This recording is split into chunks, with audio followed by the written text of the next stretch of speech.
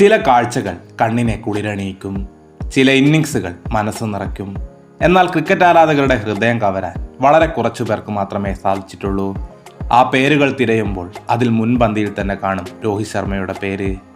ആരാധകരെ കണ്ണീരണിയിക്കുന്ന ഒരു വാർത്താക്കുറിപ്പോടെ ആ ഇതിഹാസ നായകൻ ടെസ്റ്റ് ക്രിക്കറ്റിൽ നിന്നും വിരമിച്ചിരിക്കുന്നു. നേരത്തെ T20 ഫോർമാറ്റിൽ നിന്നും വിരമിച്ച രോഹിത് ODI ഫോർമാറ്റിൽ തുടരുമെന്ന് ഈ വാർത്താക്കുറിപ്പിൽ വ്യക്തമാക്കുന്നു. 67 ടെസ്റ്റ് മത്സരങ്ങൾ, 4301 റൺസ്, 12 സെഞ്ചുറി, 18 അർദ്ധ സെഞ്ചുറി. പക്ഷേ ആരാധകർക്ക് ഇപ്പോഴും കൊതി തീർന്നിട്ടില്ല. ഇന്ത്യക്ക് വേണ്ടി വെള്ള ജേഴ്സി അണിഞ്ഞ് ആ മൈതാനങ്ങളിൽ രോഹിത്തിന് ഇല്ല എന്നോർക്കുമ്പോൾ എല്ലാ ക്രിക്കറ്റ് പ്രേമികളുടെയും മനസ്സിൽ ഒരു വിങ്ങലുണ്ടാവും. രോഹിത് എന്ത് നേടി എന്നതിനുള്ള ഉത്തരവും അതാണ്.